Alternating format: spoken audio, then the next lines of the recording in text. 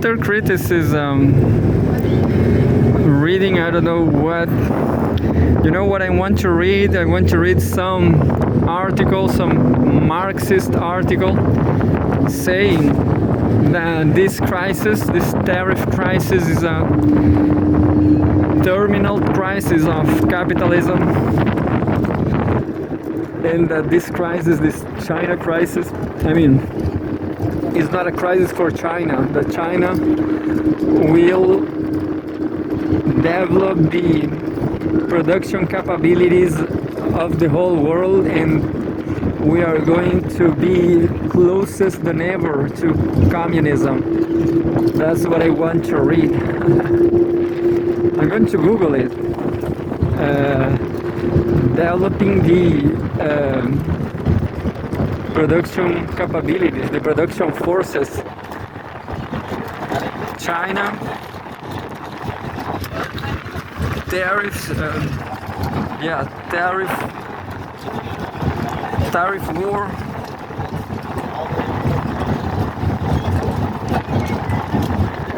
It's with double F, tariffs war, developing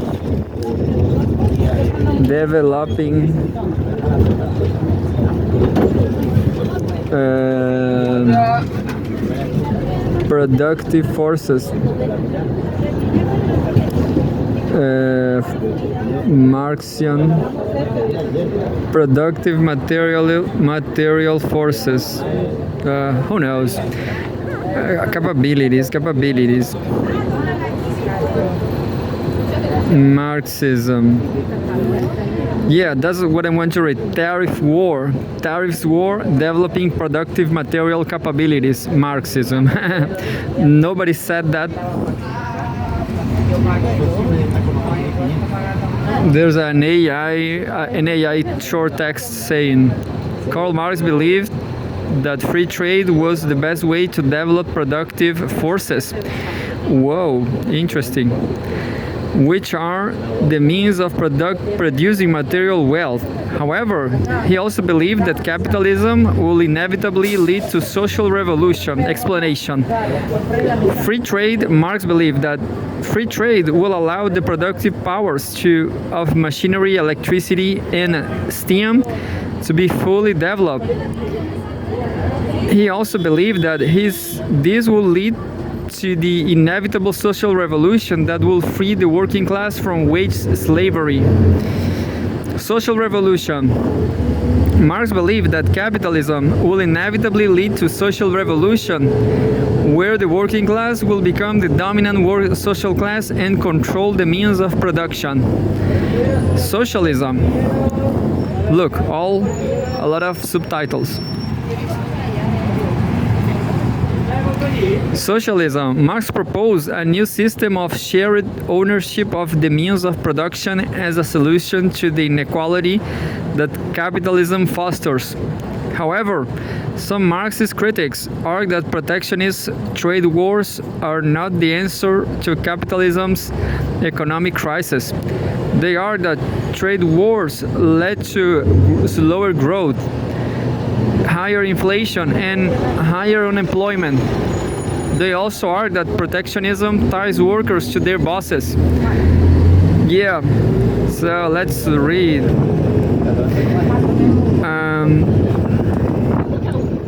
It's hard to find something. Well, socialistworker.co.uk should Marxists support tariffs?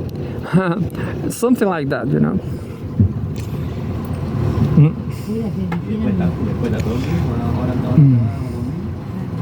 Something like this. Socialist worker. Teach yourself Marxism. Should Marxists support tariffs? Donald Trump supports tariffs, and some unions also think they will help protect jobs. Marx and Engels engaged in debates in the 19th century that can still inform how we approach this question today. What I think is that all this crisis will lead China to develop the industrial capabilities. Just one second. I saw some nice photograph.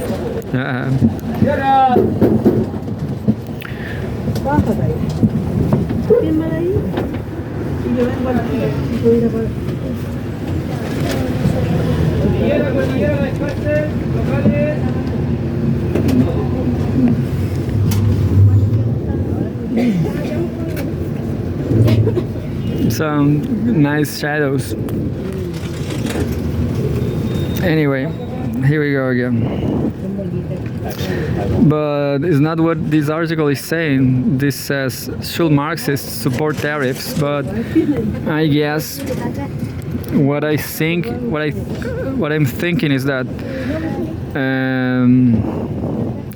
tariffs will break US and improve China's development of the world. That's what I think. Donald Trump supports tariffs, and some unions also think they will help protect jobs. Marx and Engels engaged in debates in the 19th century that can still inform how we approach this question today. Nice illumination, isn't it? I like very much this kind of illumination. By Judy Cox, Monday 10 February 2025. And there's a photograph. The global trade in goods has expanded since Marx's day. Donald Trump says, quote unquote, tariff is the most beautiful word in the dictionary. He is using tariffs to make American imperialism great again. This marks a break from the high point of neoliberalism, where the United States tried to break down barriers to trade. Some socialists historically saw tariffs as a way to protect local industry to benefit of workers. Others have welcomed free trade as a means of undermining repressive states. Karl Marx and Friedrich Engels refused to accept that either tariffs or free trade will benefit workers. In 1845, Engels wrote, quote, we have no intention on defending protective tariffs any more than free trade, but rather of criticizing both systems from our own standpoint. Ours is the communist standpoint, end quote. That communist standpoint asserts the independent interests of the working class, but socialists do not stay neutral when there are arguments between protectionists and advocates of free trade. Marx and Engels were active socialists in England in the 1840s. At the time, the Corn Laws were a tariff on cheap imported food and benefited farmers and landowners. They kept the price of food high and landowners rich. But factory owners wanted cheaper food so they could drive down wages. Marx and Engels supported the repeal of the Corn Laws, but they understood that free trade is the freedom of capitalism to crush the worker. Marx insisted that free trade, quote, breaks up all nationalities and pushes the antagonism of the proletariat and the bourgeoisie to the extreme point. In a word, free trade system hastens the social revolution, end quote. He said, quote, it is in this revolutionary sense alone that I vote in favor of free trade, end quote. Marx and Engels took the same approach on tariffs. They understood that tariffs were an economic weapon deployed by the state. Quote, the system of protective tariffs places in the hands of the capital of one country the weapons which enable it to defy the capital of other countries, end quote. And they also pointed out the hypocrisy of advanced powers. They demanded free trade but had all sheltered their own emerging industries through protective duties and by forcing monopolies on colonial markets. This analysis is vital for responding to Trump's tariff war.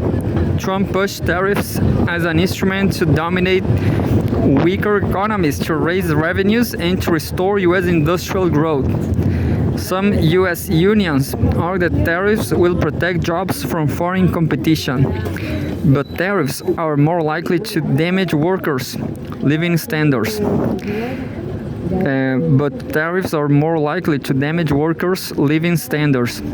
Trade wars will, So, what I'm saying is that as tariffs are destroying people, people should create their own things, like African people, Latin American people. What the hell we are going to do if at this point I don't really know what to say. How to end up this quote, this statement. How we are going to get our Nike sneakers? This is just a joke, yeah. So fortunately, we will never see Nike sneakers again. Those crap sneakers. But what I'm saying is, if Chilean people they badly wants Nike sneakers, we should do our own sneakers.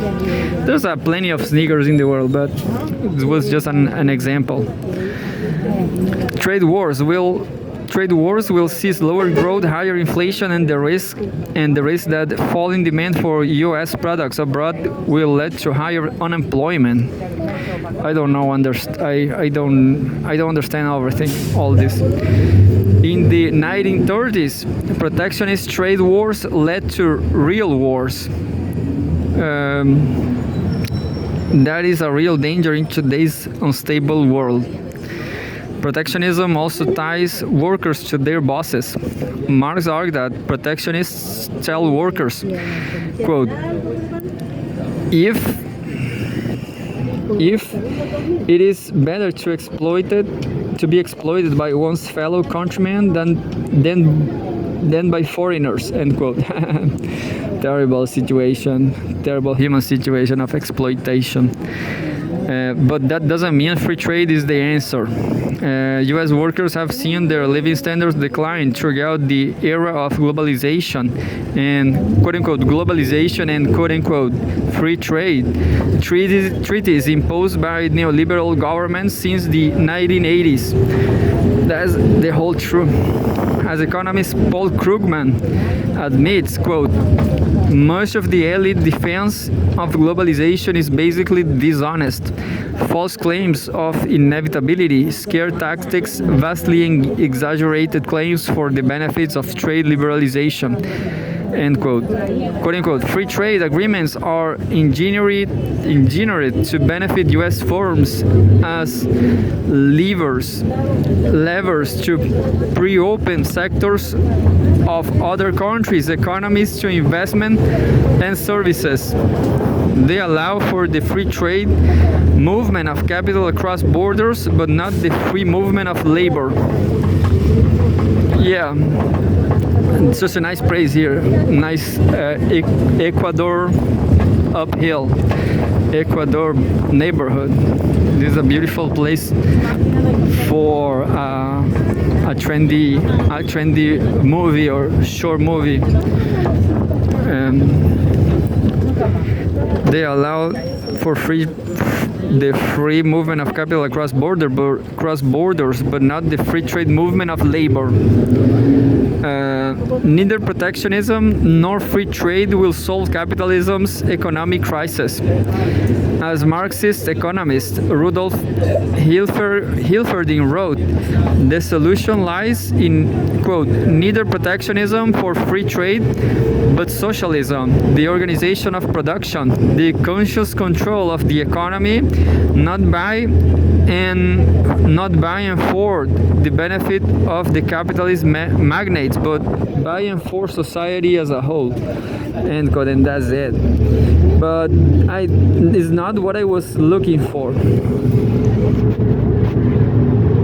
I want to see some critical article about China nowadays, saying that this is not capitalism, but China doesn't rule the world. China never ruled the world in the last 2 centuries. Understand? And now China is getting close to rule the world and develop communism. That's it. Develop communism. There's another Marxism.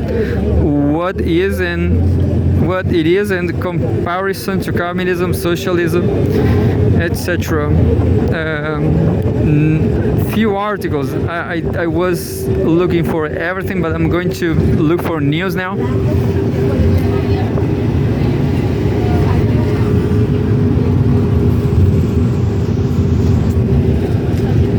Well, I guess this article I'm trying to find doesn't exist, but it's just an idea, you know. It's just an idea.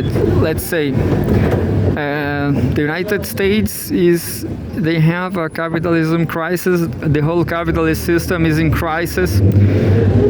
The center of the capitalism, which is the U.S., is declining.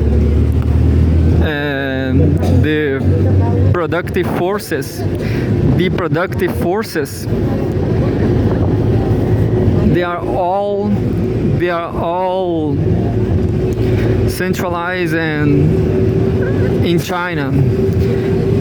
They are all, I forgot the word. The productive forces, they are all I forgot. Centralized, they are all unified, something like that in China. China is the most productive country in capitalism production. So what we can analyze is that capitalism is by this time they externalize the production to speculate on everything, you know. They are speculating on the production itself. So they externalize the production to China, and China is ruled by a communist government. So the productive forces are in China, and the production, well, there's a lot of tariffs now to enslave China, to make them produce and pay. And that part is interesting because it's just like that. China is producing things, and things don't even need to. Things that China produce, they don't even take a trip. You know, these things, they are not even shipped to China. They just stay there. You know, if you are a Chinese citizen living in China and you want to buy an iPhone, you don't even have to. You have to. The only thing you have to do is go into the corner. In the corner, there's an Apple factory, iPhone factory, and but now there's tariffs. So this is kind of misrespect against Chinese people once again. But well, this is the world we live in. Tariffs, imported things that never outside the same country, you know. Things produced in China, they don't get shipped to be sold to Chinese people. Well, and the other thing is, well, now with all these tariffs, China definitely China is improving their production capabilities, their technology. And now, I guess what's going to happen is that if there are anything that the United States really produce materially, and became so expensive to the rest of the world, to Africa, Latin America, Asia, all of Asia, West Asia, I mean, all of Asia. This will force all the world, all the global south to improve their production capabilities, their production forces. That's what I think, This is, that's it.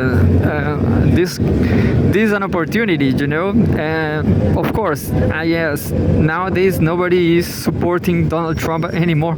I read that maybe just 20% are happy about Donald Trump in the U.S.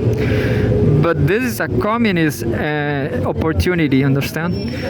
This is a great opportunity for communism, not to suffer under capitalism. Understand? This is the great opportunity to improve the production forces all over the global south, all over the world. And that's what the Communist Party of China should do, should help to do. And that's it. I hope so.